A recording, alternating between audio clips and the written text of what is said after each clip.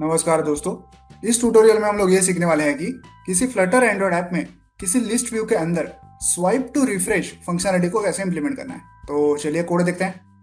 यहाँ पे live folder में आपको मेन डॉट डाट फाइल को ओपन करना है। सबसे पहले यहाँ पे देखिए क्या है, इंपोर्ट है। देन मेन फंक्शन के अंदर हम लोग एक ऐप क्रिएट करते हैं जिसका नाम है माई ऐप। ये है वो माई ऐप क्लास जो एक्सटेंड करता है स्टेटलेस विजेट को। इससे क्या होगा, इस क्लास के अंदर जो भी चीजें हम लोग डिजाइन करने वाले हैं उनकी स्टेट आगे जाके हम लोग मॉडिफाई नहीं कर सकते। यहाँ पे बिल्ड फंक्शन के अंदर हम लोग एक ऐप मटेरियल ऐप क्रिएट कर रहे हैं। ओके, मटेरियल ऐप का टाइटल, उसकी थीम कौन सी होगी, उसका होम पेज कौन सा होगा, ये सारी चीजें यहाँ पे कॉन्फ़िगर कर रहे हैं। होम पेज कौन सा होगा, वो होगा माई होम पेज क्लास। यहाँ पे हम लोग उसे एक टाइटल भी दे रहे हैं। ओके, ये है वो माई होम पेज क्लास जो एक्सटेंड करता है स्टेटफुल विजेट को। ओके, स्टेटफुल विजेट को एक्सटेंड करता है। उससे क्या होगा कि इस क्लास के अंदर जो भी चीज़ें हम लोग डिजाइन करने वाले हैं उनकी स्टेट आगे जाके हम लोग मॉडिफाई कर सकते हैं। तो यहाँ पे हम लोग इस क्लास के एक स्टेट क्रिएट करेंगे जिसका नाम है underscore my home page state. ये देखिए यहाँ पे है वो underscore my home page state class. इस क्लास के अंदर हम हमारा सारा यूजर इंटरफेस क्रिएट करेंगे।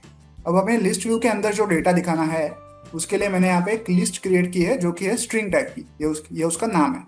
किस टाइप का डेटा है, ये देखिए ABCD ऐसा Z तक डेटा मैंने भरा हुआ है इसमें। ओके, यही डेटा हम हमारे लिस्ट व्यू के अंदर शो करने वाले हैं। देन अब आते हैं यूआई क्रिएशन पे। बिल्ड फंक्शन के अंदर हम लोग एक स्कैफोल्ड विजेट का यूज करते हैं। इस विजेट के ऊपर सारा यूजर इंटरफेस क्रिएट किया जाएगा। ओके, ये सारे यूआई का बेस होगा। स्कैफोल्ड विजेट के अंदर दो इंपॉर्टेंट एट्रीब्यूट्स होते हैं, एक है ऐप बार एट्रीब्यूट, एक है बॉडी एट्रीब्यूट। ऐप बार एट्रीब्यूट के अंदर हम हमारे ऐप का टूल बार क्रिएट करते हैं। ओके, यहाँ पे ऐप बार विजेट का यूज करते हैं। जैसे कि एक टूल बार क्रिएट होता है, उसे बैकग्राउंड कलर देते हैं और टाइटल देते हैं, तो टूल बार हो गया क्रिएट। देन बॉडी एट्रीब्यूट में क्या है, एक सेंटर विजेट है। इससे क्या होगा, इसके अंदर जो भी चीजें हम लोग डिजाइन करेंगे वो स्क्रीन के एकदम सेंटर में आ जाएंगी।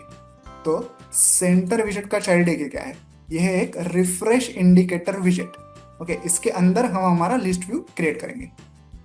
अब देखिए, रिफ्रेश इंडिकेटर विजेट के दो एट्रीब्यूट्स हैं, एक है चाइल्ड एट्रीब्यूट जिसके अंदर हम हमारा लिस्ट व्यू क्रिएट करेंगे, और दूसरा है ऑन रिफ्रेश।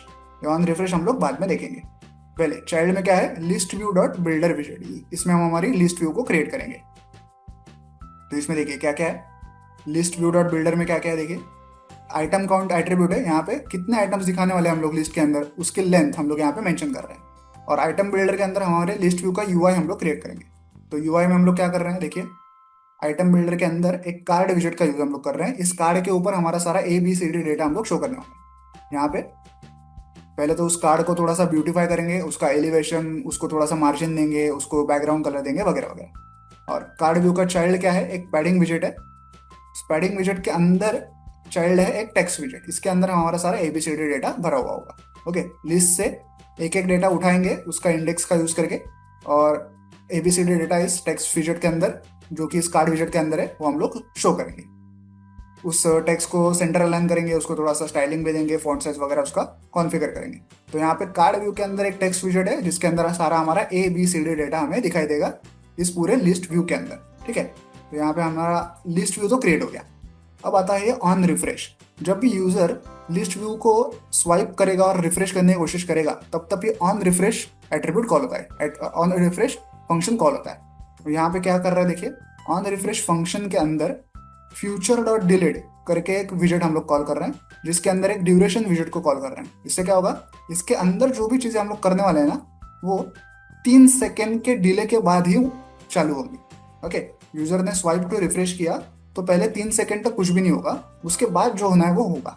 ओके, तो उसके बाद क्या होना है देखिए, जो भी होना है हमने यहाँ पे इस सेट स्टेट फंक्शन के अंदर लिखा हुआ है। क्या कर रहे हैं हम लोग यहाँ पे, जो हमारी ओरिजिनल लिस्ट है जिसमें ABCD डेटा भरा हुआ है उसमें हम लोग एडिशनली कुछ डेटा ऐड कर रहे हैं। उसमें हम लोग 1 to 5 ये डेटा ऐड कर रहे हैं। ओके, और एंड में लॉग में ऐसा रिफ्रेश, ये लॉग भी हम लोग प्रिंट कर रहे हैं। तो जब जब यूजर लिस्ट को स्वाइप टू रिफ्रेश करेगा तब तब ये 1 to 5 डेटा लिस्ट के एंड में ऐड होता जाएगा। ओके, और क्योंकि हम लोग इसे सेट स्टेट फंक्शन के अंदर ये सब काम कर रहे हैं, तो जहां जहां पे हमारी ये लिस्ट यूज की गई है, लिस्ट वेरिएबल यूज किया गया है, वहां वहां पे इसकी अपडेटेड वैल्यू भी यूज की जाएगी। फॉर एग्जाम्पल अभी ये लिस्ट अपडेट हो चुकी है। ओके, ABCD डेटा के आगे ये 1 to 5 डेटा भी ऐड हो चुका है।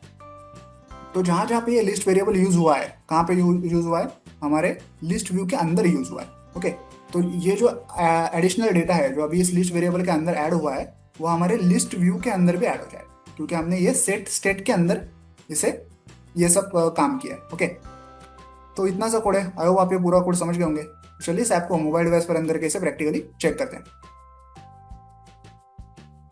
तो ऐप जो है मोबाइल डिवाइस पर रन हो चुका है। आप यहाँ पे एक लिस्ट भी देख पा रहे होंगे जिसमें ए टू लेके ए टू जेड ऐसा डेटा फिलहाल भरा हुआ है। अब मैं क्या करूंगा, यहाँ से स्वाइप टू रिफ्रेश करूंगा। ओके, नीचे इसको रिफ्रेश करूंगा। देखिए ऐसा एक एरो आ गया रिफ्रेश वाला, इसको रिलीज करूंगा तो 3 सेकंड का डिले होगा।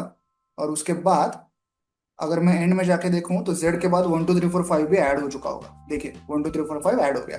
अब अगर मैं वापस एक बार इसको रिफ्रेश करूँ तो ऐसे 3 सेकंड का डिले होगा, और अब जो 5 था उसके आगे भी एक बार 1 2 3 4 5 ऐड हो जाएगा।